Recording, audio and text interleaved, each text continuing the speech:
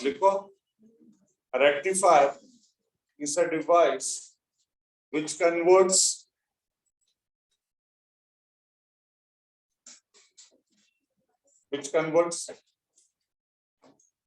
AC voltage into DC voltage, AC voltage into DC voltage, AC voltage into DC voltage। ठीक है, अब वो AC को DC में कैसे कन्वर्ट करेगा देखते हैं।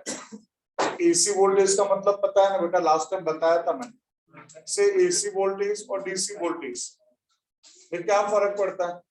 मैंने बताया था कि ऑलवेज पोटेंशियल कहां पे ड्रॉप होता है, जहां पे रेजिस्टेंस होता है। रेजिस्टेंस पे पोटेंशियल ड्रॉप होगा, इसका मतलब क्या बोलो, रेजिस्टेंस पे पोटेंशियल ड्रॉप होगा, इसका मतलब क्या है भाई, रेजिस्टेंस है, जब वहां से करंट पास करना है तो चार्जेस को एनर्जी चाहिए ना उस गिवन रेजिस्टेंस को ओवरकम करने के लिए। तो उस गिवन रेजिस्टेंस को ओवरकम करने के लिए कितनी एनर्जी चाहिए, वही वहां का पोटेंशियल ड्रॉप होता है। और क्या फर्क पड़ता है बेटा, हमारा करंट एक साइड से फ्लो कि दूसरे साइड से फ्लो, एनर्जी तो उसको चाहिए, पोटेंशियल उतना ही ड्रॉप होगा, पोटेंशियल उतना ही ड्रॉप होगा। बट अगर करंट दोनों साइड से फ्लो हो रहा है तो जो वोल्टेज वहां पे होगा उसको क्या बोलेंगे, एसी। और करंट अगर सिर्फ एक ही तरफ से फ्लो होता है तो जो वोल्टेज ड्रॉप होगा उसको क्या बोल देंगे, डीसी। अब सिर्फ हमें देखना है कि भाई जो एसी वोल्टेज है वो डीसी वोल्टेज में कैसे कन्वर्ट होता है। तो स्टार्ट करें।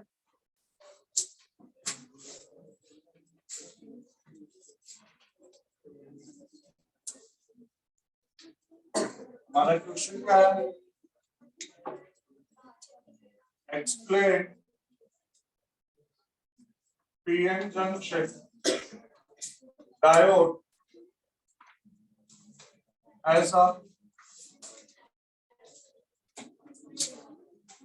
Half wave rectifier, PN junction diode ऐसा हाफ वेव रेक्टिफायर। कैसे होगा हाफ वेव रेक्टिफायर,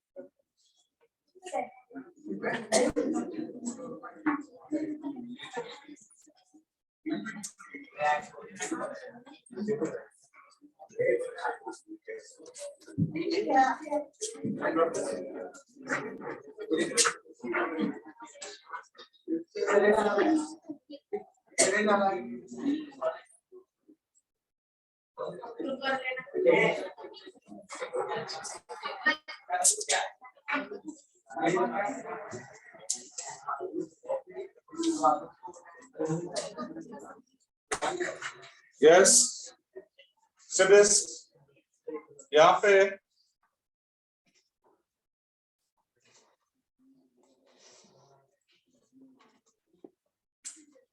पे ये हमारा सर्किट डायग्राम, ये हमारा ग्राफ, काय का ग्राफ, वोल्टेज वर्सेस टाइम का ग्राफ। टाइम के हिसाब से हमारा वोल्टेज कैसा चेंज होता है। तो ग्राफ पे बाद में आएंगे, पहले यहाँ पे मेन सर्किट में जैसे पता बेटा हमारा ट्रांसफॉर्मर बोल सकते हैं इसको, ट्रांसफॉर्मर जिसमें दो कॉइल होता है, primary and secondary, P1 P2 primary जिसके साथ हमारा सोर्स कनेक्टेड है, S1 S2 सेकेंडरी जिसमें इंड्यूस्ड ईएमएफ होगा। लास्ट टाइम हम लोगों ने डिस्कस किया था बेटा इंड्यूस्ड ईएमएफ मतलब क्या। भाई प्राइमरी कॉइल में चेंजिंग करंट की वजह से सेकेंडरी कॉइल में ईएमएफ का इंड्यूस्ड होना, उसमें से करंट फ्लो होना, इसी को बोलेंगे बेटा बोलो, इसके लिए सेकेंडरी आए। तो प्राइमरी में करंट फ्लो होगा और सेकेंडरी में करंट इंड्यूस्ड होगा, ईएमएफ इंड्यूस्ड होगा। अच्छा मैं इस एसी की जगह पे डीसी वोल्टेज यूज करूंगा तो क्या ये वर्क करेगा? नहीं करेगा। एसी है तो क्यों वर्क कर रहा है और डीसी है तो क्यों वर्क नहीं करेगा? कोई बता सकता है? हाँ बाबू बोलो बोलो, सही बोल रहे बोलो। तो उससे क्या फर्क पड़ेगा बाबू? डायोड की वजह से वो डीसी करंट ना ना ना ना ना मेरा से क्वेश्चन था, वो तो बात में है बाबू, मेरा से क्वेश्चन था कि मैं एसी की जगह पे डीसी इनपुट वोल्टेज यूज करूंगा तो क्या एक ट्रांसफार्मर वर्क करेगा? एसी मूव करेंगे तो दोनों साइड से मूव होगा, करंट भी मूव होगा, मतलब करंट फ्लो होगा उस सर्किट में। और डीसी लगाएंगे तो एक साइड से डायरेक्शन उसका रहेगा और उसकी वजह से वो उसका करंट होना बंद हो जाएगा रेजिस्टेंस की वजह से। नहीं नहीं नहीं ऐसा नहीं बाबू, ऐसा होगा ना, देखो ये मैं तो अगर एसी की जगह मैंने डीसी यूज किया ना तो ये सर्किट काम ही नहीं करे। क्यों? ये क्यों काम कर रहा है? फिलहाल इसमें से एसी करंट फ्लो हो रहा है प्राइमरी में, एसी करंट में आपको पता है ना डायरेक्शन भी चेंज होता है और मैग्नीट्यूड भी चेंज होता है, मैग्नीट्यूड भी चेंज होता है।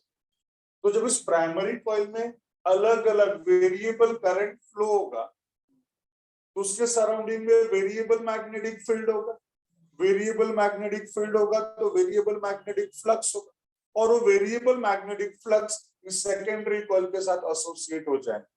और आपको मैंने बताया था ना बेटा इंड्यूस्ड ईएमएफ का कंडीशन क्या है? इंड्यूस्ड ईएमएफ का कंडीशन है rate of change of magnetic flux with respect to the time. जब तक चेंज इन मैग्नेटिक फ्लक्स नहीं होगा तब तक इंड्यूस्ड ईएमएफ ही नहीं होगा। और यहाँ पे इंड्यूस्ड ईएमएफ होगा तो करंट होगा, करंट फ्लो होगा, बाद में क्या होगा वो तो दूसरी बात। फिलहाल अगर मैंने इस एसी की जगह पे डीसी कनेक्ट कर दिया तो यहाँ पे एक fixed amount of current flow होगा, fixed amount of magnetic field होगा, fixed amount of magnetic flux होगा, उस एसोसिएट भी होंगे और उस वजह से इंड्यूस्ड ईएमएफ नहीं होगा। बिकॉज इंड्यूस्ड ईएमएफ का कंडीशन क्या है? With respect to the time उसमें क्या होते रहना चाहिए? चेंजेस होते हैं।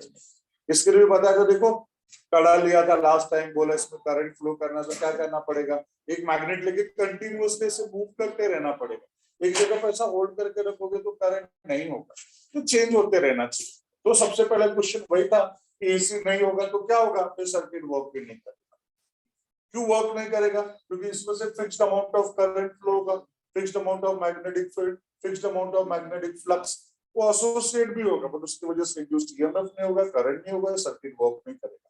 इसके लिए एसी ही होना चाहिए। ठीक है, तो अब ये हमारा एसी सोर्स है। तो जब एसी सोर्स है तो change in magnetic change in current तो होगा ही, but at the same time उसकी पोलैरिटी भी चेंज हो, उसकी पोलैरिटी भी चेंज हो। तो जो चेंज इन करंट हो रहा है उसकी वजह से change in magnetic field, change in magnetic flux और इसके अंदर induced EMF, induced current. But current का डायरेक्शन किस पे डिसाइड करेगा? पोलैरिटीज पे। मान लो S1 हमारा पहले पॉजिटिव है और S2 हमारा क्या है? नेगेटिव। यहाँ पे ऐसे साइकिल्स रहते हैं ना बेटा, cycles, positive half cycle, negative half cycle, positive half cycle, negative half cycle. Negative half cycle का मतलब क्या है? पॉजिटिव हाफ साइकिल में A पॉजिटिव और A नेगेटिव है, दूसरे वाले हाफ साइकिल में A नेगेटिव और A पॉजिटिव हो जाएगा, वो पेयर गेटिंग पे वो चेंज होता रहेगा बेटा। तो यहाँ पे A पॉजिटिव और A नेगेटिव है, ये देखो, ए पॉजिटिव नेगेटिव डायोड, ठीक है। अगर सी आपको भी तो मैंने बताया था ना, पी टाइप और एन टाइप है। अगर पी टाइप पॉजिटिव के साथ कनेक्ट है, एन टाइप नेगेटिव के साथ कनेक्ट है, मतलब ये डायोड किसमें आ गया, फॉरवर्ड बायस में कि reverse bias? Forward bias. When positive is connected with positive and negative is connected with negative, it is called forward bias PN junction. और इस forward bias PN junction में maximum current flow होगा। तो current कैसे flow होगा? अगर ये P और N है, N बोले तो इलेक्ट्रॉन, P बोले तो होल्स, तो इलेक्ट्रॉन से मूव होते हैं ना बेटा, तो इलेक्ट्रॉन्स मूव होंगे N से P की तरफ। तो हमारा मतलब वो कौन सा डायरेक्शन हो गया बोलो, करंट का एक्चुअल डायरेक्शन। तो कन्वेंशनल डायरेक्शन क्या होगा, पॉजिटिव से नेगेटिव। कन्वेंशनल क्यों? क्योंकि हम हमेशा कौन सा डायरेक्शन दिखाते हैं, पॉजिटिव से नेगेटिव वाला दिखाते हैं, तो वही करंट का डायरेक्शन दिखाएंगे, या। और जैसे यहां से ऐसा करंट फ्लो होगा, यहाँ पे लोड रेजिस्टेंस ऑलरेडी है, तो आउटपुट वोल्टेज क्या होगा, करंट इनटू लोड रेजिस्टेंस। ओम भाई ने बताया ना आपको, V is equals to IR, V equals to IR। तो यहाँ से RL लोड रेजिस्टेंस ऑलरेडी है। लोड रेजिस्टेंस मतलब कोई भी डिवाइस बेटा, ट्यूबलाइट ले ले, फैन ले ले, वो हमारा एसी ले ले, कोई भी डिवाइस जो करंट पे चलेगा उसको क्या बोलेंगे, लोड रेजिस्टेंस। तो यहाँ पे कोई भी लोड रेजिस्टेंस है, फिलहाल तो यहाँ पे हमारा रेजिस्टेंस बॉक्स, हाँ वहां पे रेजिस्टेंस भी है, तो करंट और रेजिस्टेंस मिलकर यहाँ पे क्या दे देगा, आउटपुट वोल्टेज। तो यहाँ पे आउटपुट वोल्टेज मुझे मिल गया। अब नेक्स्ट हाफ साइकिल में क्या होगा, ए नेगेटिव होगा और ए पॉजिटिव हो जाएगा। तो p type of the semiconductor is getting negative potential and n type of the semiconductor is getting positive potential. So this p-n junction diode is in reverse bias।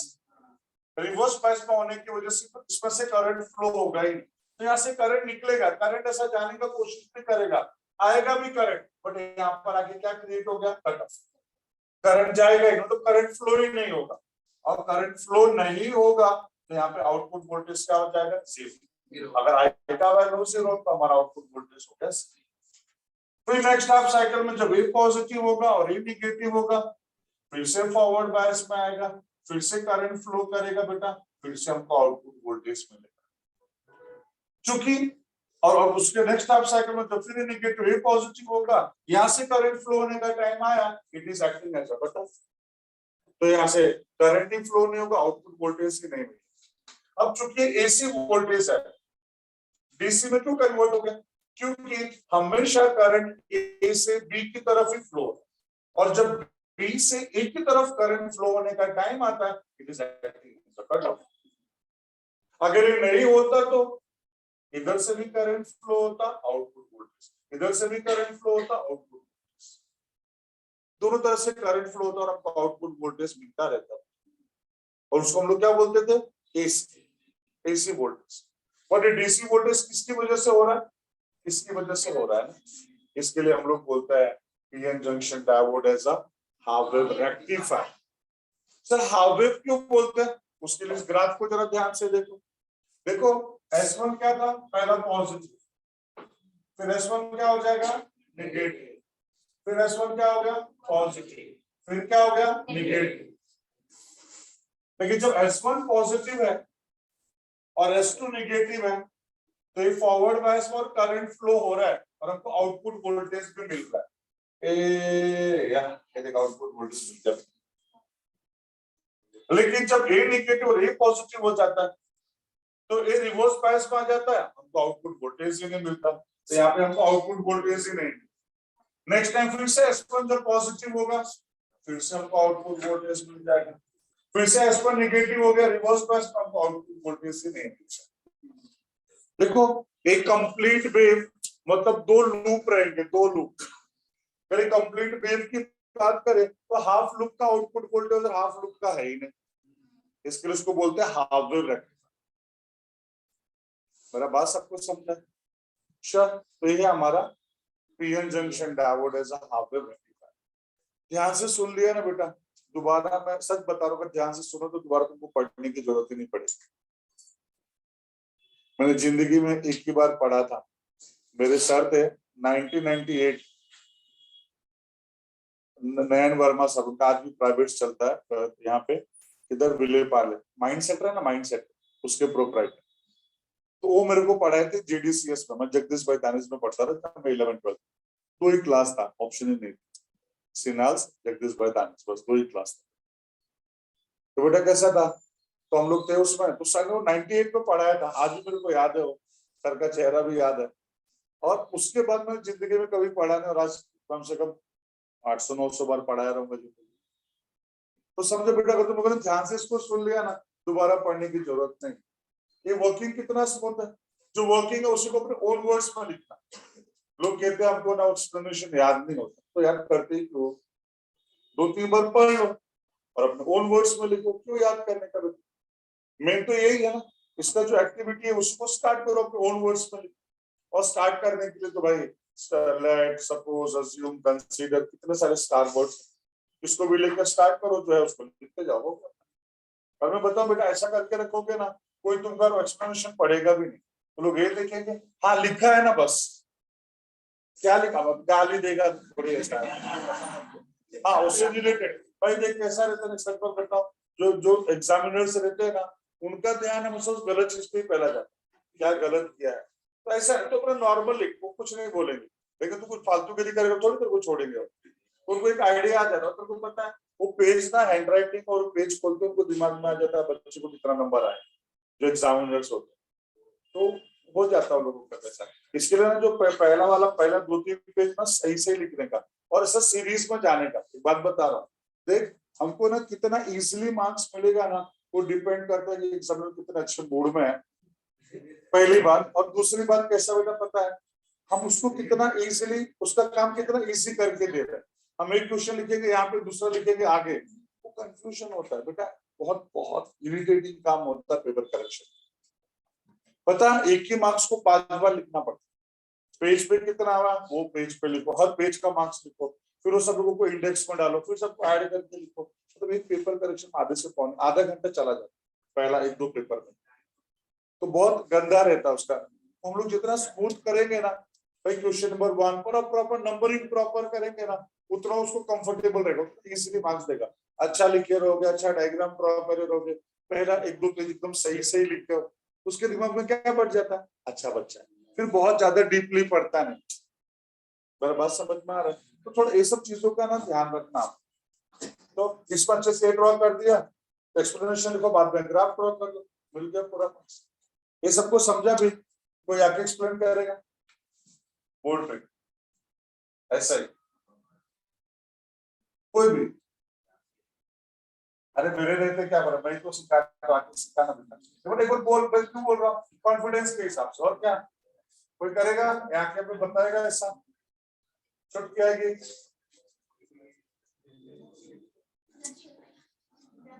नहीं आएगी, हाँ करूंगा ना, बस चलो ड्रॉ कर लो इसको जल्दी।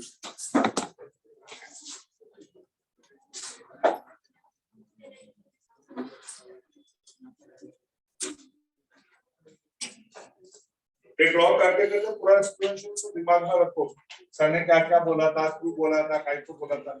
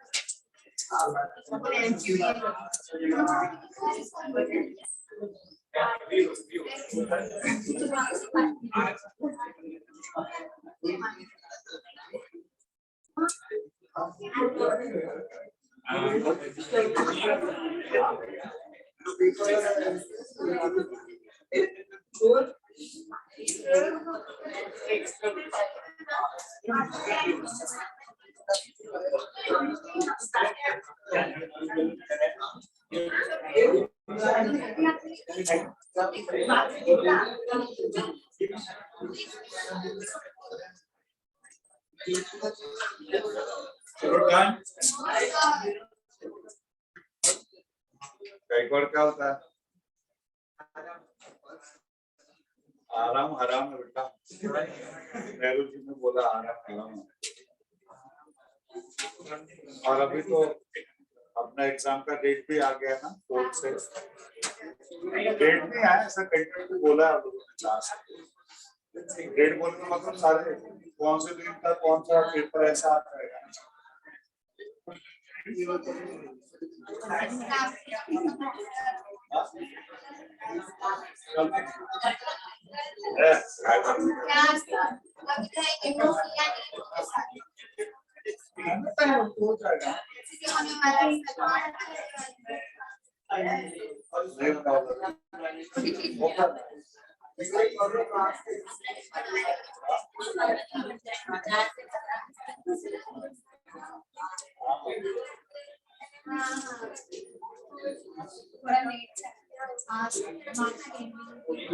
एक बात तो अगले जून में भी होगा तो हम लोग यही लगेगा, तो और एक महीना बीतता बस। हमारा ना एक कुछ भी 20 पे चालू हो जाए, फिर भी 15 दिन एक्स्ट्रा मिला ना, ऐसा सोचते 15 दिन एक्स्ट्रा मिला ना, अब तो एक्स्ट्रा मिला और सोचो, कम मिला और सोचो, एक्स्ट्रा मिला और सोचो।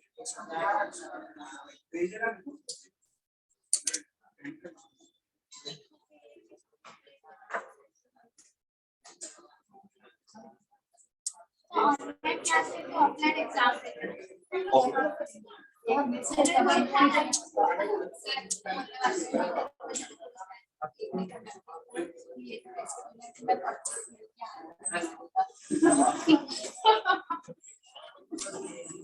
मतलब ऑनलाइन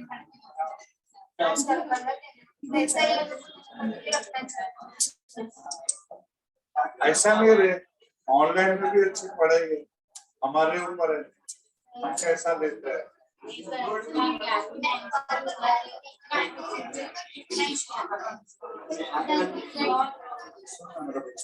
मैं क्या बोलता हूँ, हेलो हेलो, सब सुनो ना मेरी बात। मैं क्या बोलता हूँ ना, ये देखिए लड़की का भी वैलिड पॉइंट है। ये क्या बोल रही है सर, अभी 11th वगैरह में वो लोगों ने एमसीक्यूज का एग्जाम लिया, अभी लिखने का अपना आदत निकल गया, और वैसे भी तुम लोगों को ना अभी ये ज्यादा डिफिकल्ट क्यों जाने वाला है। तुम लोगों को मतलब 100 मार्क का पेपर टाइम कितना मिलता था? 100 मार्क का पेपर 80 मार्क का 3 घंटा, और अभी ये 70 मार्क का पेपर है, ये तुमको 3 घंटे में करना पड़ेगा। देख सुन, उसमें बहुत फर्क है, ये इतना याद रख। क्यों फर्क है बेटा पता? पहले जब पेपर 1 और पेपर 2 होता था ना, paper 1 paper 2, physics paper 1 physics paper 2, maths 1 maths 2, ऐसा 8 पेपर होते थे ना बेटा। तो फिजिक्स पेपर 1 कितने मार्क का होता था? 40 मार्क का। कितना मिलता था? 2 घंटा। और उधर कितना टाइम मिलेगा पेपर 2 के लिए? 2 घंटा। मतलब 80 मार्क के लिए हमको मिलता था कितना बोलो? 4 घंटे। और अभी हमको ना 3 घंटे में 70 मार्क का लिखना, मतलब टाइम 1 घंटा कम कर दो, मार्क्स सिर्फ 10 ही कम किए। तो देख मतलब ना अभी जो अभी लास्ट ईयर तो समझो कुछ एग्जाम हुआ ही नहीं, उसके लास्ट ईयर तक का ना मतलब बच्चों का समझ ले कि 70% बच्चों का ना एक कॉमन प्रॉब्लम रहता है कि सर हमारा पेपर पूरा नहीं आता है, बट पेपर पूरा नहीं होता। तुम्हारा पेपर कब पूरा होगा ना पता तुम लोगों को?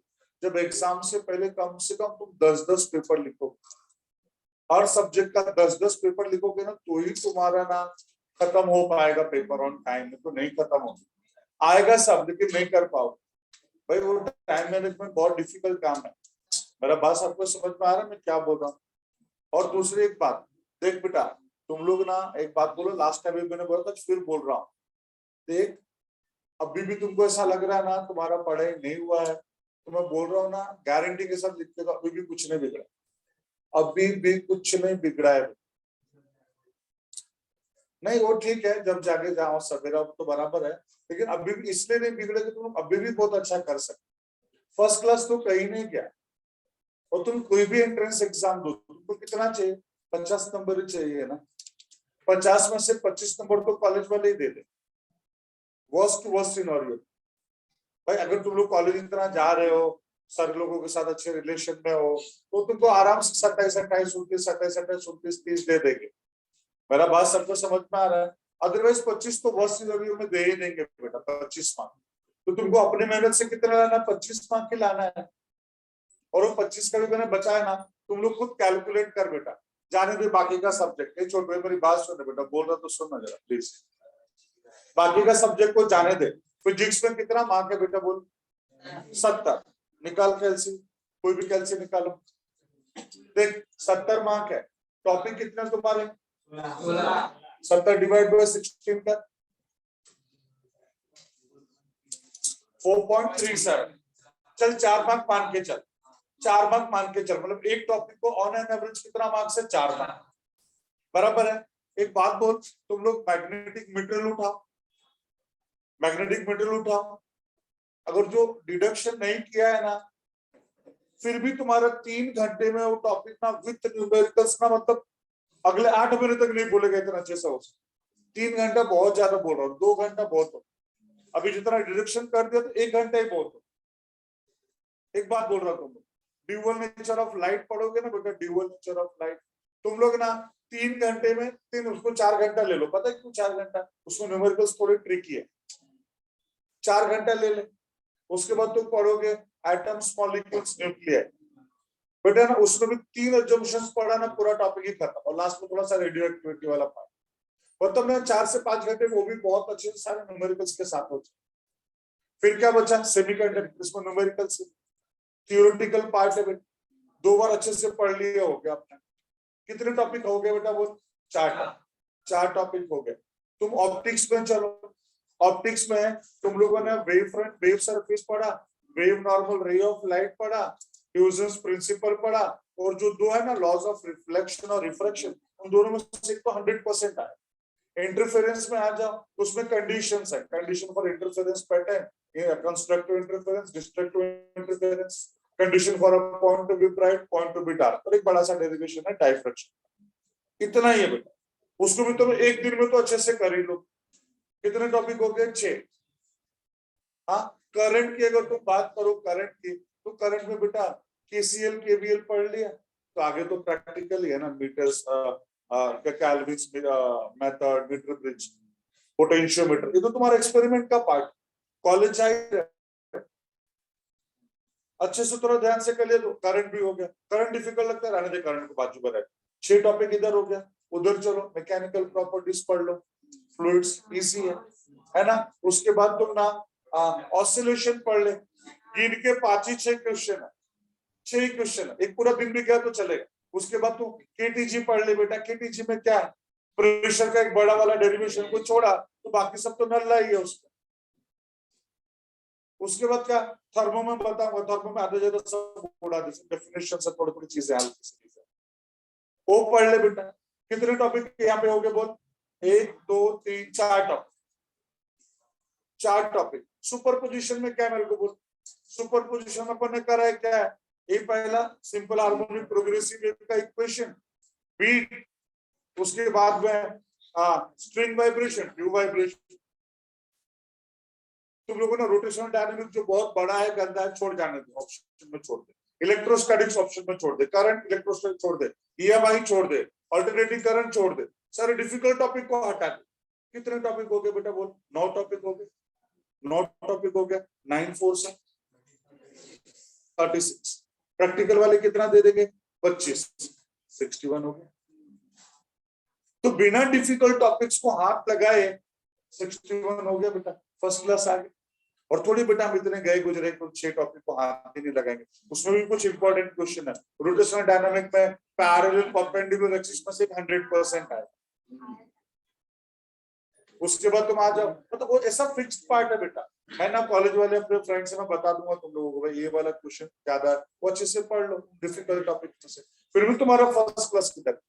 और बता ये जो कॉन्फिडेंस है ना, एक वीक अगर तुम लोग ईमानदारी से फुल फोकस होकर फिजिक्स को दे दिया, एक वीक में नहीं तुम्हारा सारा पार्ट कवर, एटलीस्ट 35 की तो गारंटी आ जाए। एक बात बोल रहा हूँ, जब उतना कॉन्फिडेंस आएगा तो आगे करने की और इच्छा, खुद से इच्छा होगी बेटा, और करोगे तो। वैसे तुम लोग मैथ्स को प्लान कर लो, केमिस्ट्री को प्लान कर लो, बायो को प्लान कर लो, जब हम अपने सिक्योरिटी को लेकर पहले बात करो, पहले अपना सिक्योरिटी को लेकर, भाई मेरे को फेल तो नहीं होना, मेरे को 50% मार्क्स तो कैसे भी करके ला। उसके बाद फिर जब उतना पहुंचेगा उतना और आगे हो ही जाएगा। और ना तो पेपर लिखना, देख पढ़ाई कैसा होना चाहिए, जनवरी महीने जनवरी तो तुमको फरवरी महीने का पढ़ाई कैसा होना चाहिए तुम्हारा, फरवरी महीने का पैसा सिर्फ ना सुबह उठो 2 घंटे 2.5 घंटा रिवाइज करो, एक पेपर लिखो, खाना खाओ सो जाओ, उठो 2 घंटा रिवाइज करो, एक पेपर लिखो, दिन भर में 2 पेपर लिखो। मैं क्या बोलता हूँ, अगर दिन भर में नहीं 2 पेपर लिखा, दिन भर में 1 पेपर भी लिखे, 30 पेपर भी लिखा बहुत हो गया मुझे। 30 पेपर भी लिखते हैं ना 1 महीने में, बहुत हो। बट उसके लिए थोड़ा अभी आप लोगों को पढ़ना पड़े, कॉलेज विलेज बाकी मोह माया थोड़ा साइड में हटा दो, और तुम लोग कर सकते हो, तुम लोग जीनियस हो। तुम क्या बोलते हो तुम लोग नहीं कर सकते, तुम लोग जीनियस लोग हो, मुंह पे नहीं बोल रहा हूँ, फैक्ट है। तुम लोग कितना टैलेंट है, कभी सोच के देखो, कितनी बार बोला अपने टैलेंट को सोचो, तो सोचते भी नहीं होगा। देना थोड़ा समय अपने आप को, बैठ कमरे में देख मेरा वीकनेस क्या, स्ट्रेंथ क्या है, सब हमें ही मैनेज करना। वीकनेस से थोड़ा दूर रखो, थोड़ा थोड़ा उसको कम करते जाओ। बेटा कोई भी चीज जब अच्छा स्टार्ट होता है ना, या अच्छा स्टार्ट होगा फिर अच्छा ही होता है। और चेक स्टार्ट तो करके देखो, क्यों नहीं होगा। बाकी चीजें हम कर पाते, ये क्यों नहीं कर सकते। बेटा ये सोच के करो ना कि बस करो और मरो वाली सिचुएशन। एक बोर्ड के एग्जाम के बाद तुमको 6 से 8 महीना ना कुछ काम नहीं रहता है, कुछ भी काम नहीं, 6 से 8 महीना। ये बच्चों का रिजल्ट कभी आया बोल, कभी आया था जुलाई का 12th वालों का। बेटा अभी तक ना इंजीनियरिंग वालों का अभी तक एडमिशन प्रोसेसिंग भी चल रहा है, मेडिकल वालों का तो अभी काउंसलिंग का डेट भी नहीं है। कब का ये सब महीने बेटा सब फील करो कि एग्जाम के बाद का वो 8 महीना मेरे को सुकून भरा जीने का। वो सुकून भरा कब जी पाओगे, जब अभी मेहनत करो। अभी मेहनत नहीं करो 8 महीना भी ना तुम्हारा ना दर्द भरा रहे, दिल में दर्द आ तो पास होगा ना, धक धुक लगा रहे।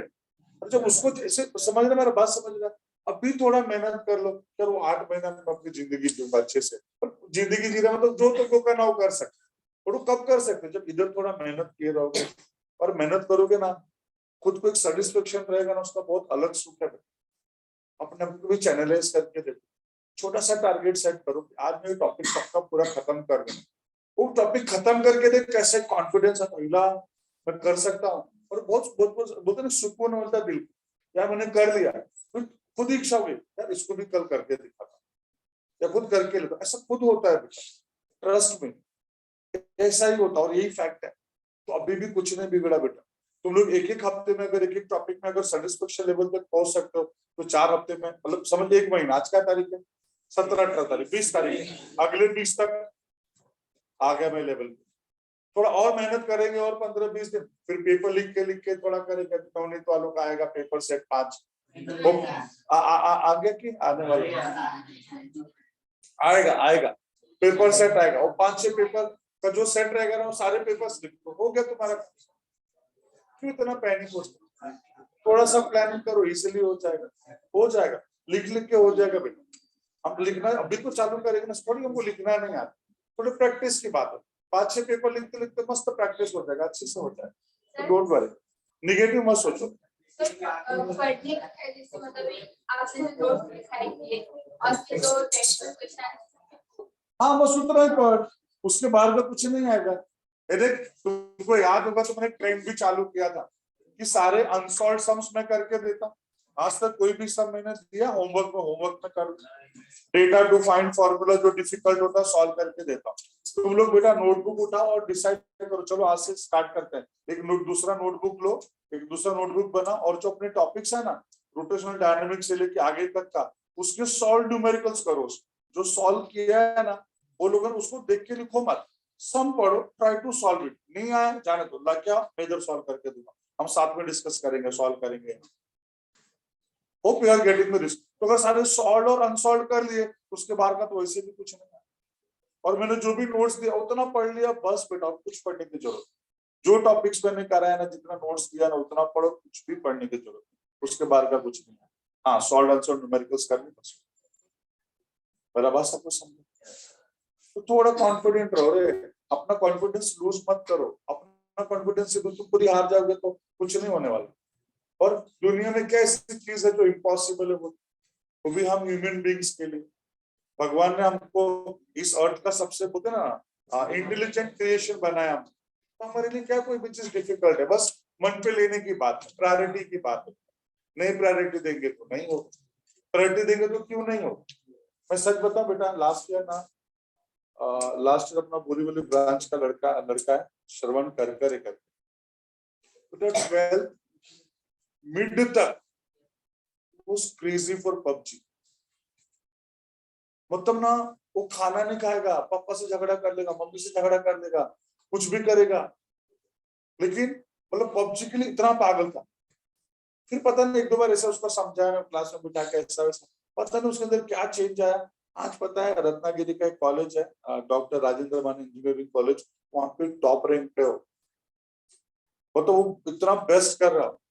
एरिया में उसको भी आजकल प्राइज मिलता, सब उसको नगर सेवक लोग उसको प्राइज वगैरह देते। चेंज बेटा चेंज, जब जब हम पबजी में अच्छा टॉप कर सकते हैं, तो ये कौन सी बड़ी बात है यार, पढ़ाई इसको भी कर सकते हैं, हमारे दिल की प्रायोरिटी की बात है।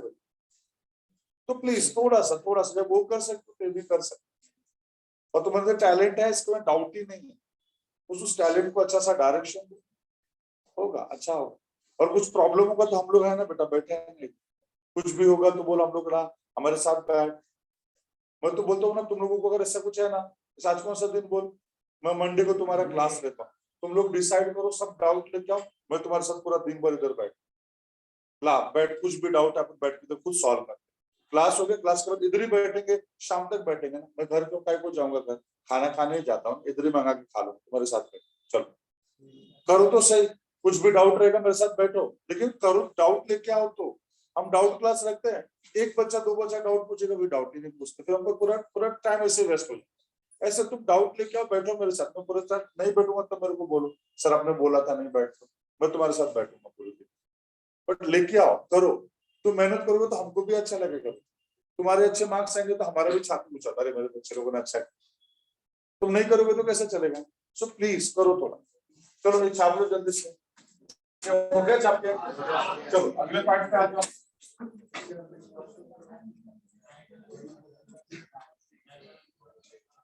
देख अभी हाफ वे का ना, हाफ वे, इसको अपने को कन्वर्ट करना फुल वेव में। ये देखो हाफ वेव का किधर चलेगा बेटा, फुल वेव। क्या होगा फुल वेव में, जरा ध्यान से देखो क्या चेंजेस आएंगे, ध्यान से देखो। इसको यहां से हटा दो,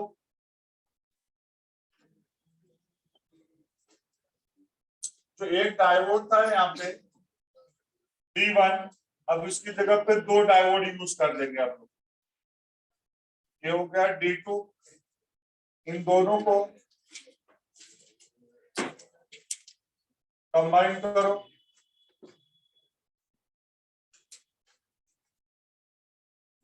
ये देखो ऐसा। ये लोड रेजिस्टेंस को यहाँ पे ले लो, और अब यहाँ पे हमको क्या मिलेगा, आउटपुट वोल्टेज। इसको ले लो A, इसको ले लो B, ये हो गया हमारा CT, सेंटर टैप। इतना ही चेंज आया बेटा, इतना ही चेंज आ गया यहाँ पे डायग्राम। तो ये हमारा सेंटर टैप, सेंटर टैप बोले तो क्या, CT बोले तो सेंटर टैप। सेंटर टैप क्या है, centre tap is acting as a negative potential for either terminals. दोनों के लिए कैसा बिहेव करता है सर, नेगेटिव टर्मिनल, दोनों के लिए बेटा, इसके लिए भी और इसके लिए, आर ए बी, ठीक है, D1 D2, दो डायोड आ गए, एक की जगह दो कर दिया, और यहाँ के बजाय इसको यहाँ पे कर दिया, बस इतना ही चेंज। अब देखो फर्क क्या पड़ेगा जब उसको ऐसे चेंज, क्या होगा, ये सब तो एज इट इज है भाई, एसी सोर्स है, वोल्टेज चेंज करता रहेगा और मैग्नीट्यूड भी चेंज करेगा। जो मैग्नीट्यूड जैसे यहाँ पे क्या होने वाला बेटा बोलो, जो मैग्नीट्यूड चेंज करेगा उसकी वजह से क्या होगा यहाँ पे बोलो, चेंजिंग मैग्नेटिक फ्लक्स होगा, चेंजिंग मैग्नेटिक फ्लक्स होगा। चेंजिंग मैग्नेटिक फ्लक्स की वजह से इंड्यूस्ड ईएमएफ होगा, इंड्यूस्ड करंट होगा, और साथ में इसकी पोलैरिटीज भी चेंज होती रहेगी। तो मान के चलो जब S1 पॉजिटिव है और S2 नेगेटिव है, तो ये पीएन जंक्शन डायोड का जो पिन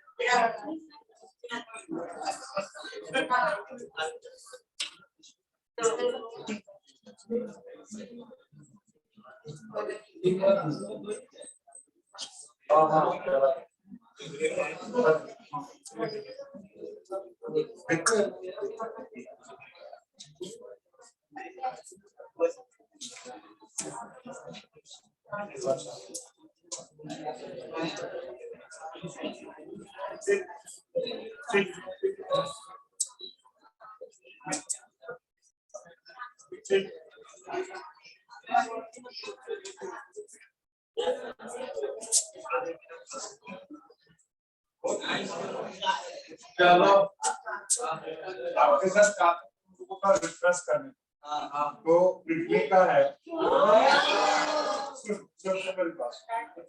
सर ने ना ऑप्शन दिया आपने एक्चुअली तीसरा ऑप्शन उन्होंने मेरे से मिटवा दिया क्यों नहीं बता रहा तो जो पहला है ना सांग्रीला है ना दूसरा एक्वा इमेज का है और तीसरा बेटेंजॉय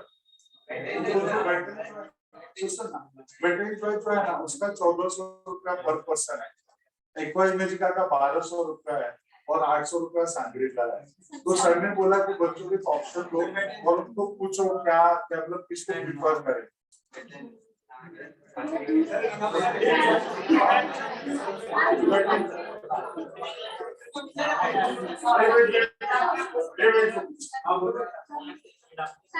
सुनना उधर कैसा ना तो बेटेंजॉयचा या एक्वा इमेजिकाचा जाने को 3 घंटा तो मान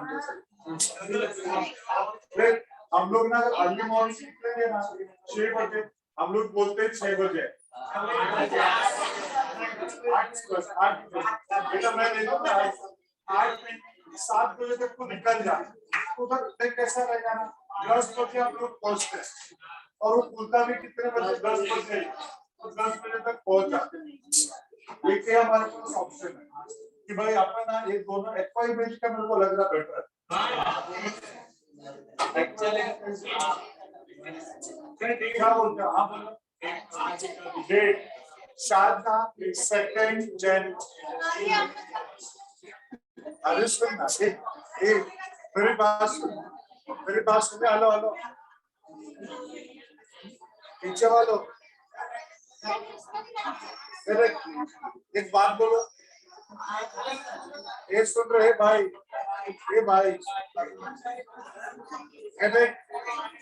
हमारा एग्जाम होगा हमारा प्रैक्टिकल होगा हमारा और भी कुछ होगा कुछ फर्क नहीं पड़ता एक दिन सुनो मेरी बात एक दिन हम अपने लिए निकाल सकते बेटा सुन क्या होगा तेरे लिए मैं दिसंबर करूंगा दिसंबर में किसी न किसी को प्रॉब्लम होगा मैंने ऐसा बोला नहीं सुनो मेरी बात सुनी मैंने 2 बोला नहीं कल हमारे ऐसे बात हो रही तो सर बोले कि 2 के आसपास ऐसे परीक्षा है जाने की कोई भी मेरे को फोन करके बोले कि बच्चों को पूछ लो ऐसा ऐसा है कैसा जाना चाहते हैं कैसा है करके तो आप लोग जैसा बोलो बेटा अरे वो डेट अरे मेरे भाई डेट पे ना हम लोग ऐसा जाएंगे ना सुन मेरी बात कैसा होता है ना अगर तू वीकेंड्स में गया सैटरडे संडे गया ना तो मतलब ही नहीं है ना ऐसे समय पे जाओ ना जब वो पूरा वाटर पार्क अपना ही रहे अपन ही होगा और अपन जाएंगे तो अपन खुद ही 3-4 बस तो हो ही जाएगा कॉमर्स वाले साइंस वाले मिला के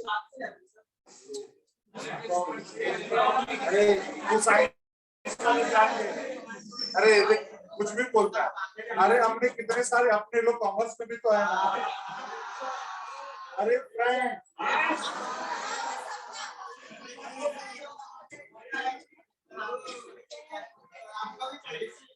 तो आप क्या हाँ आरके सर है संदीप सर है ये बस नाम sir Ranjit sir Mangesh sir सब आए सब आए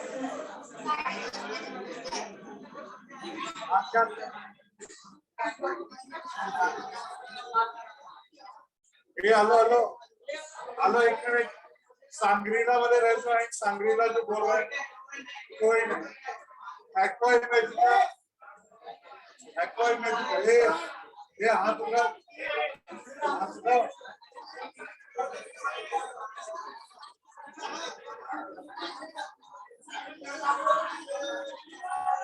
एक बात क्या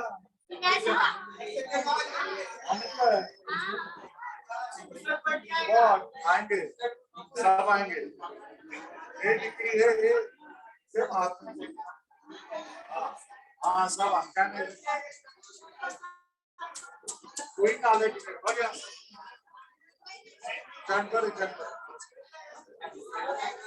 जनवरी फर्स्ट, ये ऑनलाइन वालों, ये रुक रहे तो बात करेंगे, ये हेलो रुक, ऑनलाइन वालों अपने को ना पिकनिक चलने का भाई, एक्वा इमेजिका में, हाँ एक्वा इमेजिका, यस, ये हेलो ऑनलाइन वालों, एक्वा इमेजिका के लिए रेस्टोरेंट्स नाम लिखो फटाफट, हाँ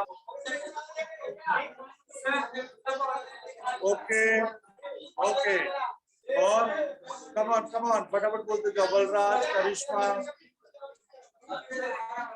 ध्रुवील का first week of Jain, yes, Jayesh, Saurabh,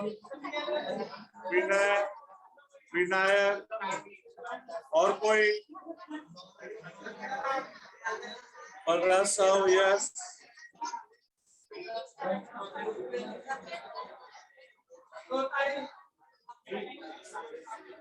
चलो ठीक है, हेलो यार मेरी बात सुनो, रुको, अरे तुम लोग ना अभी हो सके तो चलो बाद में देखते, पहले इसको खत्म करो, ये देखो क्या है,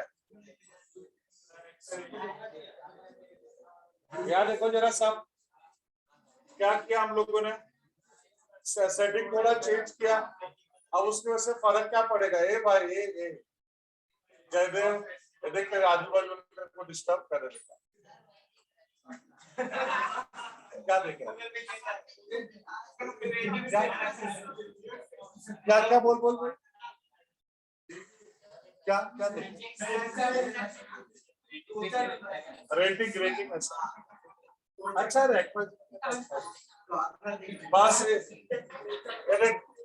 एक बात बोलो, वेट एंजॉय डू, और वही मजा अपने को नजदीक में लेना तो फिर एक ही है, वाटर किंग का, बस वाटर किंग, मतलब वो वेट एंजॉय के लेवल का तो बस यही है, वाटर किंग का नहीं है, बाकी तो नजदीक का कुछ नहीं, बाकी सांग्रीला तो ठीक है, सांग्रीला फिर भी बेटर है, एक और इधर ना उधर ही, क्या बोलते हैं उसको, greatest gate,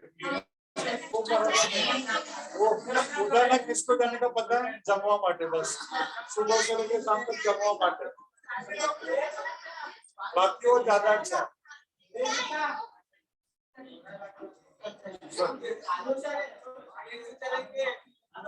aqua Imagica done, मैं बोलता हूँ हाँ ब्लॉक किया जाना, अरे छोड़ना रे, का कौन सा वाला देखेगा, एक ही है ना, चल मैं बात करूंगा,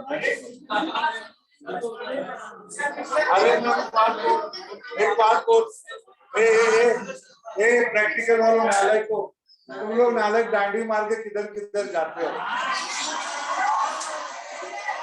एक डांडी मार के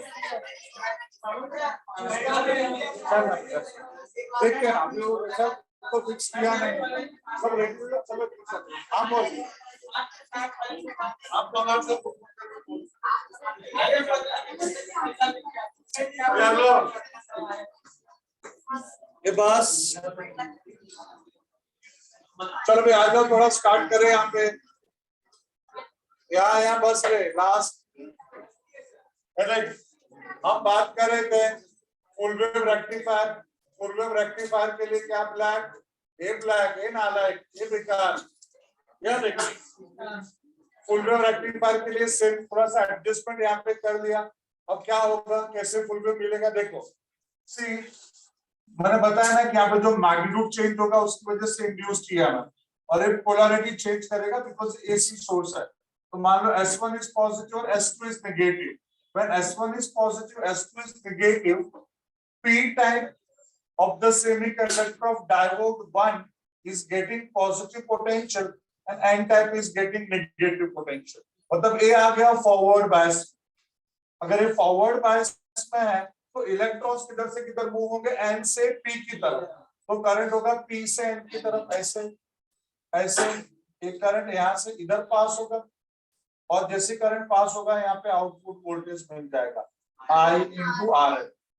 ये हमको आउटपुट वोल्टेज यहाँ पे मिल जाएगा। बट सिर्फ उसी टाइम पे p type of the p type semiconductor of diode 2 is getting negative और n टाइप को भी क्या है, नेगेटिव। तो ये तो वर्क ही नहीं करेगा ना, तो ये वर्क नहीं करेगा, बट हमको आउटपुट वोल्टेज मिल रहा है because diode 1 is working. Next half cycle जब A नेगेटिव होगा और A पॉजिटिव होगा तो P भी नेगेटिव N भी नेगेटिव, A वर्क नहीं करेगा, but at the same time A work करेगा because इसका p type of the semiconductor is getting positive potential, n type of the semiconductor is getting negative potential। It is in forward bias, electrons move होंगे n से p की तरफ, तो current का direction उसका opposite हो जाएगा। चूंकि तो सर्किट आउट ऑफ A हो गया, यहाँ से करंट फ्लो होगा, फिर करंट A से B फ्लो होगा, फिर आउटपुट वोल्टेज मिलेगा। अगले हाफ साइकिल में A पॉजिटिव होगा, A वर्क करेगा, आउटपुट वोल्टेज मिलेगा। उस समय A वर्क नहीं करेगा, अगले हाफ साइकिल में फिर A वर्क करेगा और A वर्क नहीं करेगा। मतलब हमको हर साइकिल में आउटपुट तो मिल ही रहा है, इसकी वजह से या इसकी वजह से। अब उस आउटपुट वोल्टेज को हम डीसी क्यों बोलेंगे, बिकॉज ए वर्क करे कि ए वर्क करे, करंट तो ए से बी फ्लो हो रहा है ना, इसके लिए जो आउटपुट वोल्टेज मिलेगा इसको हम लोग क्या बोलेंगे, डीसी आउटपुट वोल्टेज। और फुल वेव क्यों बोलेंगे, क्योंकि जब S1 पॉजिटिव था तब तो हमको आउटपुट वोल्टेज मिल रहा था बिकॉज डायोड 1 वाज वर्किंग। जब S1 नेगेटिव है फिर भी हमको आउटपुट वोल्टेज मिल रहा है बिकॉज डायोड 2 इज वर्किंग। हाँ, फिर S1 is positive, diode 1 is working, output voltage मिल रहा है, तो फिर यहाँ पर भी हमको आउटपुट वोल्टेज। इस तरह से हमको फुल वेव दोनों हाफ साइकिल्स में हमको आउटपुट वोल्टेज मिल रहा है ना। यस, वही है बेटा हमारा फुल वेव रेक्टिफायर। याद रहेगा सबको? श्योर, कोई दुविधा नहीं है? सब सेंटर टैप क्या होता है, जो दोनों ही टर्मिनल्स के लिए नेगेटिव पोटेंशियल हो। चलो छापो जल्दी भाई, मैं सर को बोलूं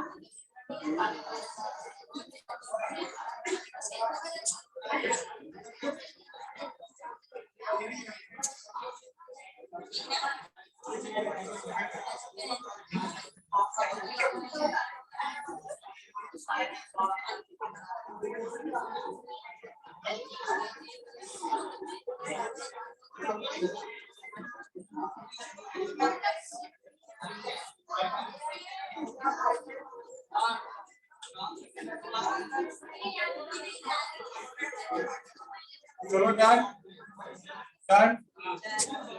चलो अगला वाला पार्ट।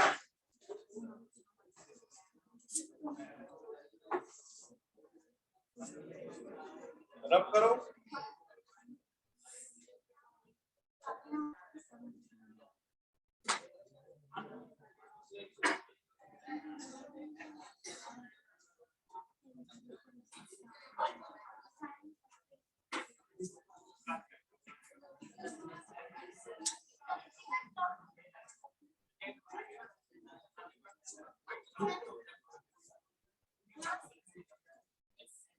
जरा सुनो साहब प्लीज। देखो ये जो हमारा पीएन जंक्शन डायोड है,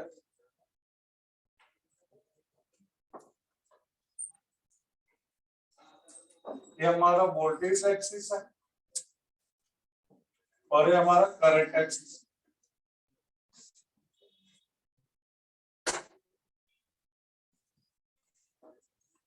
ए आई और एडी कुछ बोला है नहीं?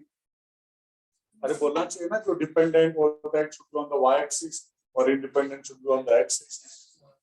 एक्सपेक्ट कर रहा था कोई बोलेगा, कोई बोले तो मैंने चेंज कर दी। से आई वी पे डिपेंड करता है ना। मोर पोटेंशियल डिफरेंस मोर current, less potential difference less current, zero potential difference zero current. ठीक है। अभी अगर मैं वीआई का ग्राफ ड्रॉ करूं इस पीएन जंक्शन डायोड के लिए, तो पीएन जंक्शन डायोड को मैं दो बायस में रख सकता हूं, एक फॉरवर्ड बायस और एक रिवर्स बायस। तो फॉरवर्ड बायस में कैसा बिहेव करेगा और रिवर्स बायस में कैसा बिहेव करेगा। देखो फॉरवर्ड बायस में, रिवर्स बायस में तो वर्क करता ही नहीं ना, सिर्फ फॉरवर्ड बायस में करता है। फॉरवर्ड बायस में कैसा वर्क करेगा, देखो यहां से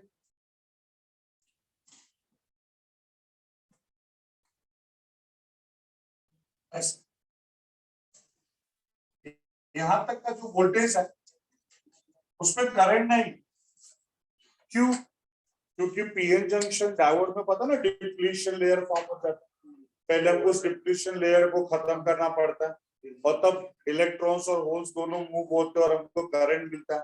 इलेक्ट्रॉन्स का मोशन की वजह से जो करंट होगा उसको बोलते हैं ड्रिफ्ट करंट, होल्स के मोशन की वजह से जो करंट फॉर्म होगा डिफ्यूजन करंट, दोनों की वजह से टोटल करंट। तो वहां पे बेटा यहाँ तक वो जो डिप्लीशन लेयर है ना, डिप्लीशन लेयर, उसको ओवरकम करने के लिए यहाँ तक का वोल्टेज यूटिलाइज हो जाता है और उसको हम लोग बोलते हैं नी वोल्टेज। और फिर बेटा हमारा करंट जैसे जैसे वोल्टेज बढ़ता जाता है करंट बढ़ता जाता है। तो हमारा फॉरवर्ड बायस है। देखो जीनर डायोड वो लोगों ने कैंसिल कर दिया है। जीनर डायोड, जीनर डायोड का क्या मैं आपको बताऊं। जीनर डायोड सेम जैसा हमारा पीएन जंक्शन डायोड है ना, वैसे हमारा जीनर डायोड भी है। सिर्फ क्या होगा ना, जो डोपिंग होगा ना, डोपिंग की वजह से ही तो पी टाइप और एन टाइप बने ना, डोपिंग की वजह से ही तो बने हैं, नहीं तो प्योर सेमीकंडक्टर थे। डोपिंग किया, इम्प्योरिटी ऐड किया, उसके कंडक्टिविटी को इंक्रीज करने के लिए, रेस करने के लिए, इसके लिए नॉन प्योर हो गया, इम्प्योर हो गया या एक्सट्रिंसिक हो गया। तो जो मिक्सिंग इम्प्योरिटीज है वो मॉडरेट भी हो सकता है, कम भी हो सकता है और बहुत हैवी भी हो सकता है। डोपिंग प्रोसेस बहुत ज्यादा भी हो सकता है, मॉडरेट भी हो सकता है और कम भी हो सकता है। तो नॉर्मल पीएन जंक्शन डायोड और जीनोइड डायोड में सिर्फ इतना ही फर्क है कि पीएन जंक्शन डायोड में नॉर्मली मतलब मॉडरेट डोपिंग होता है, लेकिन अगर जीनोइड डायोड है तो उसमें डोपिंग बहुत ज्यादा किया जाता है, हैवीली डॉप किया जाता है। इसमें बेटा बोलो जीनोइड डायोड। और जो जीनोइड डायोड का एक प्रॉपर्टी है, अजीब सा प्रॉपर्टी, अलग प्रॉपर्टी, अजीब नहीं बोलना चाहिए, अलग प्रॉपर्टी। वो अलग प्रॉपर्टी जरा देखो क्या है। अच्छा एक बात बताओ, गांव वगैरह में, किसका भी गांव है, गांव में हम लोग जाते हैं, वहां पे देखो वोल्टेज कितना ज्यादा फ्लक्चुएट होता है। हम लोग टीवी के सामने बैठे तो लगता है डिस्को बैठे हैं, ऐसे एकदम बहुत ज्यादा ब्राइटनेस तो एकदम कम होते हुए एकदम ऑन ऑफ जैसा होता है। बेटा ना कभी कभी इतना ज्यादा वोल्टेज रहता है कि हमारे जो बल्ब रहते हैं बड़ा खत्म ही हो जाता है, और कभी इतना कम वोल्टेज रहता है कि वो जल रहा है तो वो भी पता नहीं चलता। ये जो वोल्टेज फ्लक्चुएशन होता है उसमें हमारे डिवाइस खराब भी होते हैं और नुकसान भी तो होता है ना बेटा।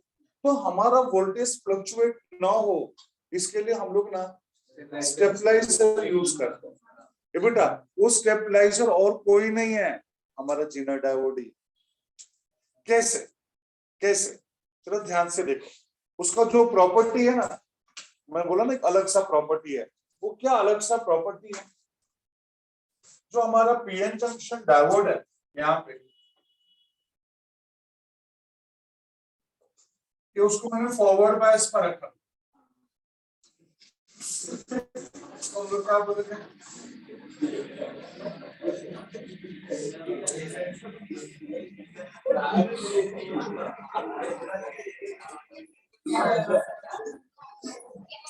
देखो forward bias PN junction diode है, बस ये अलग, ये हमारा फॉरवर्ड बायस पीएन जंक्शन है, फॉरवर्ड बायस पीएन जंक्शन, ये हमारा पी, ये हमारा है फॉरवर्ड बायस। और ये हमारा जीनोइड डायोड किस पर रहेगा बेटा बोलो, रिवर्स बायस। जीनोइड डायोड को सिर्फ ऐसा कर देते, इसका मतलब है कि जीनोइड डायोड, तो ये हमारा जीनोइड डायोड, इसको हमें किसमें कन्वर्ट करना, रिवर्स बायस। ये देखो ये नेगेटिव और पॉजिटिव, नेगेटिव और पॉजिटिव, ये रिवर्स बायस और वो हमारा फॉरवर्ड बायस। ठीक है, क्या होगा बेटा बोलो रिवर्स बायस में,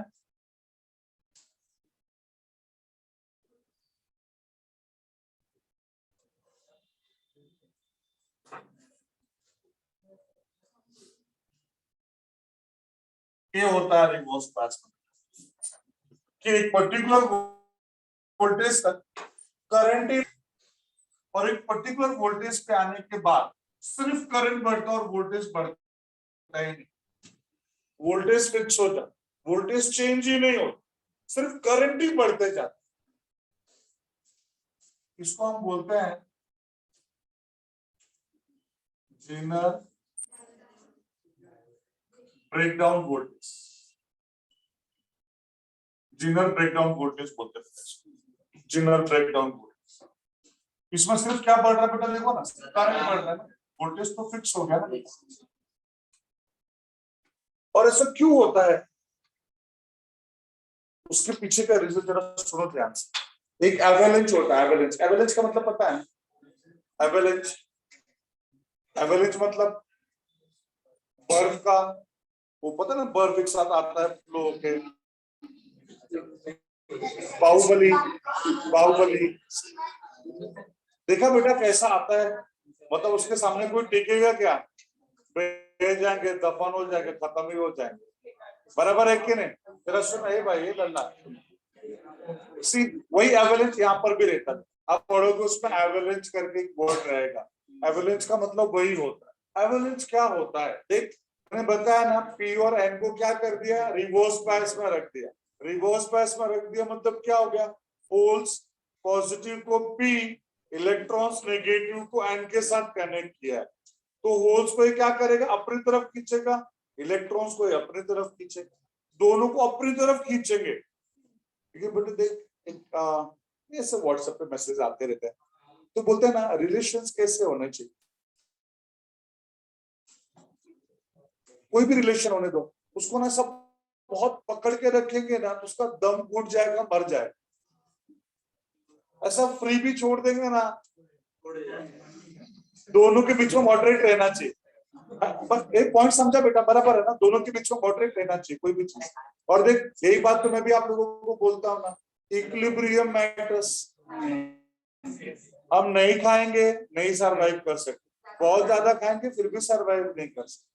हाँ, हम कच्चा नहीं खा सकते, जला भी नहीं खा सकते, मॉडरेट, सब जगह पे मॉडरेट चीज है, मतलब इक्विलिब्रियम, इसका तो नाम है इक्विलिब्रियम।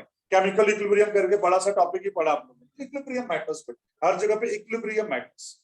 तो यहाँ पे क्या हो रहा है, हम लोगों ने अति करके रखी है पहले से, ले हैवीली डॉक करके रखा है, और सारे होल्स को इधर खींच रहा है, सारे इलेक्ट्रॉन्स को इधर खींच रहा है बेटा ना। उसको एक वोल्टेज के बाद क्या होगा, इतने ज्यादा कंजेशन, ऐसा बोलते हैं, कंप्रेस होते होते एक ऐसा पॉइंट आएगा ना, टूट जाएगा वो कंप्रेशन, ब्लास्ट जैसा हो जाएगा।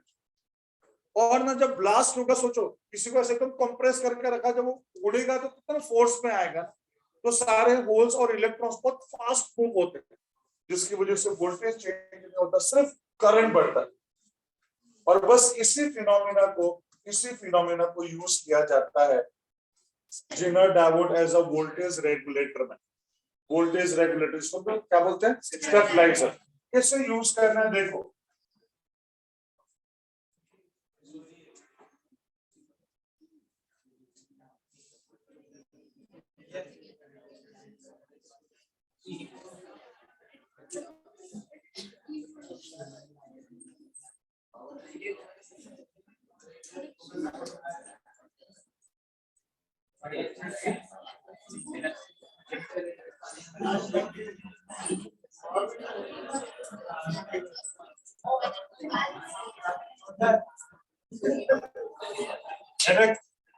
हेलो, ये हमारा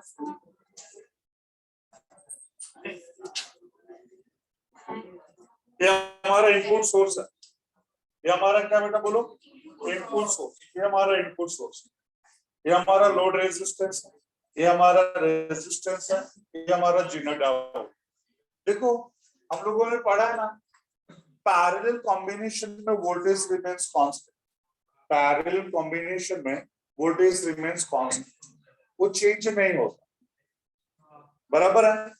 तो इसको जो भी हमारा लोड है, लोड बोले तो क्या, जो भी हमारे घर का पूरा सर्किट है, वो घर के सर्किट के पैरेलल में किसको कनेक्ट कर देंगे, जेनर डायोड। क्योंकि हमको पता है जेनर डायोड हमेशा रिवर्स बायस में वर्क करता है, और रिवर्स बायस में उसका एक प्रॉपर्टी है, उसको ऐसा रिवर्स बायस में कनेक्ट करेंगे, निगेटिव को पॉजिटिव के साथ और पॉजिटिव को निगेटिव के साथ में यहाँ पे बहुत हाई रेजिस्टेंस कनेक्ट करके रखते हैं। क्यों वेरी हाई रेजिस्टेंस, देख रहे हो ना करंट कैसा बढ़ रहा है, उस करंट को कंट्रोल करने के लिए वेरी हाई रेजिस्टेंस भी यहाँ पे रखना पड़ता है, ठीक है। और उसको इस तरह से कनेक्ट कर दे, होगा क्या, सी ये जो जेनर ब्रेकडाउन वोल्टेज है, अभी हमारे घर पे कितने वोल्ट का सप्लाई मिलता है,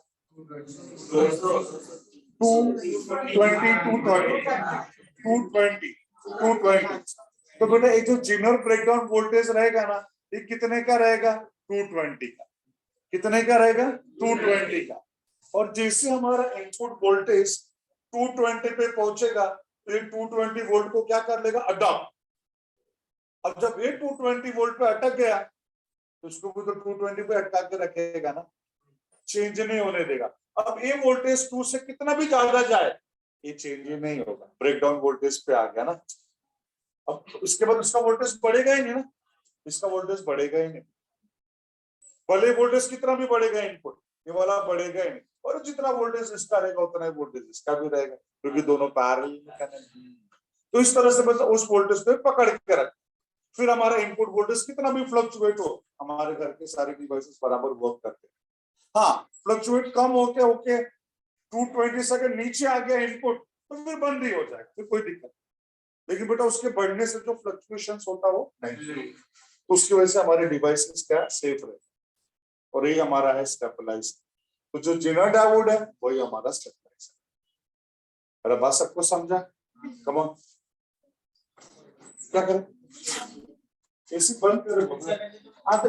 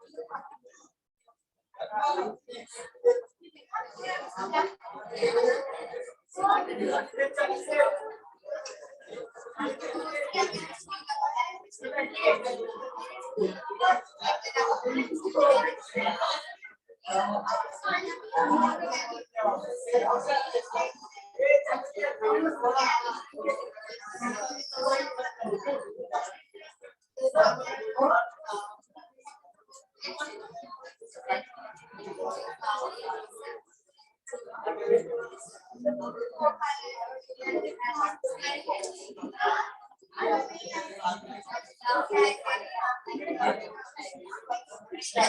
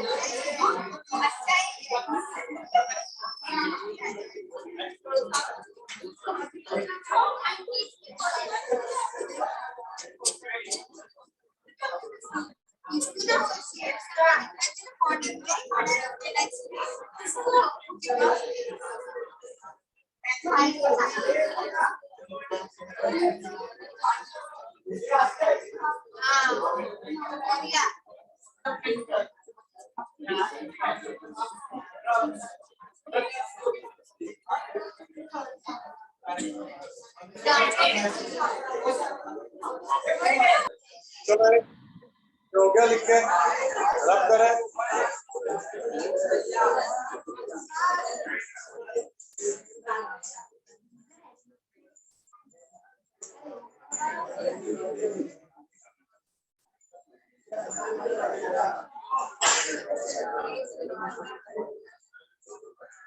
स्टूडेंट्स अबे हेलो बस एक छोटे सुना पीछे वालों पीछे वालों सुनो ना प्लीज। अभी जैसा लोगों ने बहुत इंपॉर्टेंट पार्ट कौन सा पढ़ा, पीएन जंक्शन डायोड ऐसा हाफ वेव रेक्टिफायर है, फुल वेव रेक्टिफायर, बराबर है ना। ठीक उसी तरह से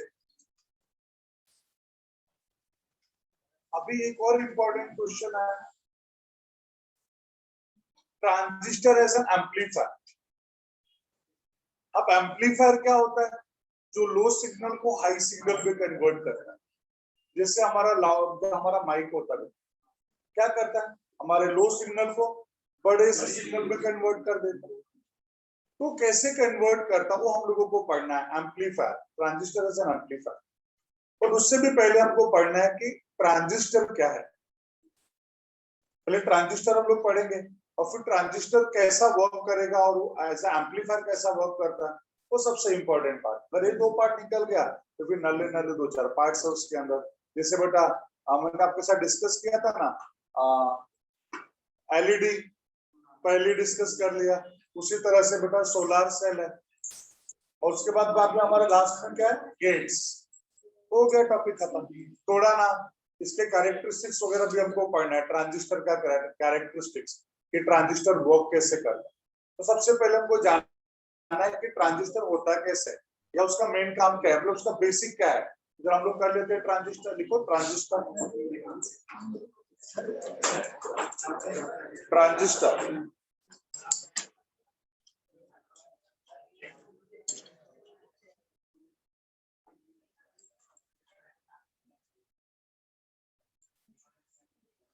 बोलो बेटा,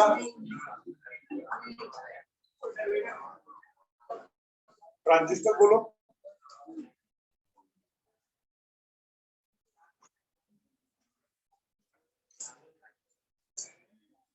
देखो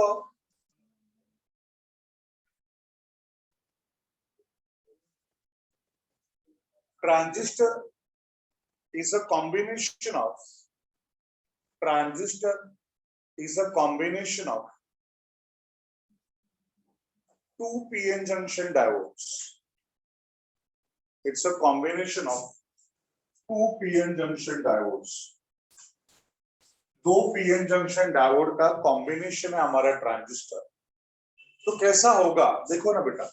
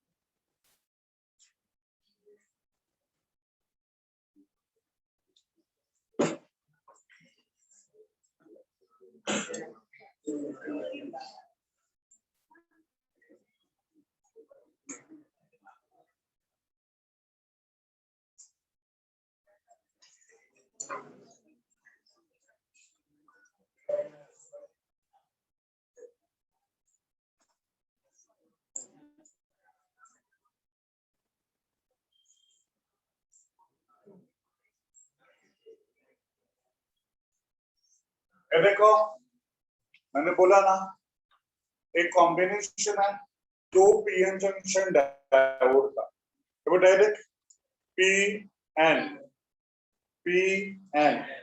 तो एक पीएन जंक्शन डायोड दूसरा पीएन जंक्शन डायोड। अब दोनों को कंबाइन कर दो तो दो तरह से कंबाइन हो सकता है, either P type of the semiconductor is sandwiched between the two N type of the semiconductor, or N type of the semiconductor is sandwiched between the two P type of the semiconductor. तो अगर हमारा P type of the semiconductor दो N type के बीच में sandwich हो गया उसको हम लोग बोलेंगे क्या बेटा, बोलो NPN ट्रांजिस्टर। और अगर N दो P के बीच में सैंडविच हो गया तो उसको बोलेंगे PN ट्रांजिस्टर। तो दो ट्रांजिस्टर होता है, मतलब एक ट्रांजिस्टर एक ही है, it's a combination of two PN junction diodes. देखो जो मिडल वन होता है इस ट्रांजिस्टर का, जो मिडल वाला पार्ट है उसको हम बोलते हैं बेस, एक को बोलते हैं एमिटर और एक को हम लोग क्या बोलते हैं, कलेक्टर। Base emitter collector. यहां पर भी वही बेटा, बीच वाले को क्या बोलेंगे, बेस, एक को हम लोग क्या बोलेंगे, एमीटर, और एक को हम लोग बोलेंगे collector. Emitter base collector, emitter base collector. ये हमारा है एनपीएन ट्रांजिस्टर, ये हमारा है PNP transistor. So NPN PN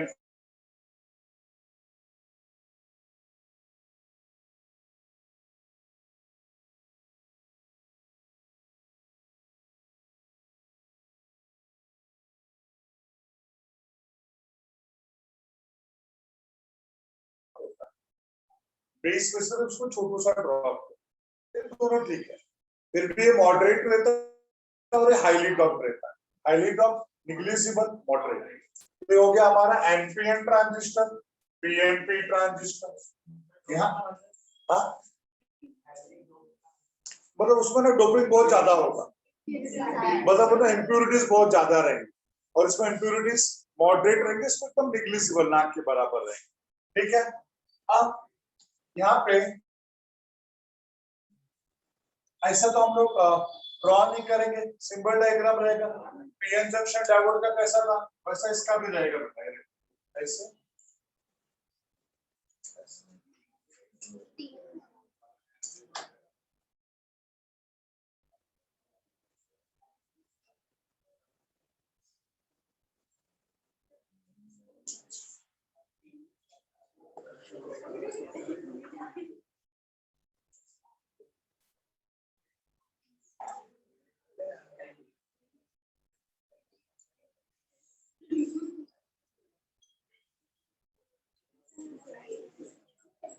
ये देखो प्लीज, ये हमारा एनपीएन ट्रांजिस्टर और पीएनपी ट्रांजिस्टर।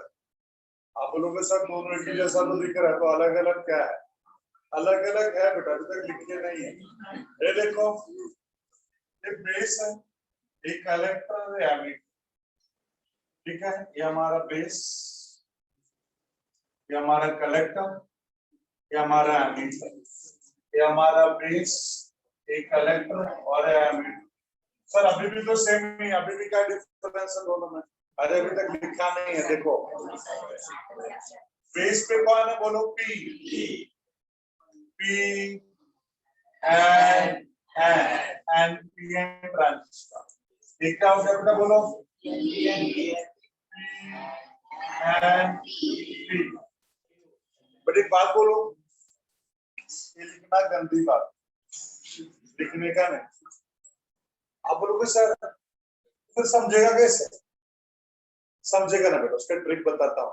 एक बात बताओ, हमेशा करंट कहाँ से कहाँ पे फ्लो होता है?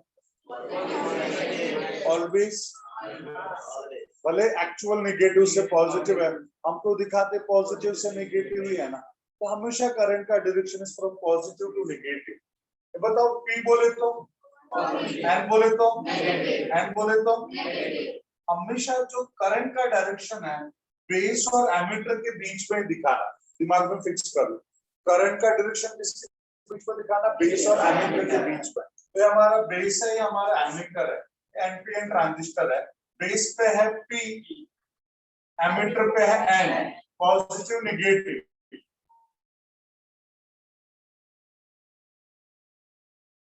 तो करंट का डायरेक्शन कैसा रहेगा? समझा मेरी बात? तो ये हमारा पॉजिटिव से नेगेटिव, ये हमारा पॉजिटिव से नेगेटिव। हमेशा करंट का डायरेक्शन पॉजिटिव से नेगेटिव। तो इसी से हमको पता चलेगा। जैसे बेटा देख, मैंने बोला ना ये लिखना गलत बात, चलो हम लोग उसको रब कर दें।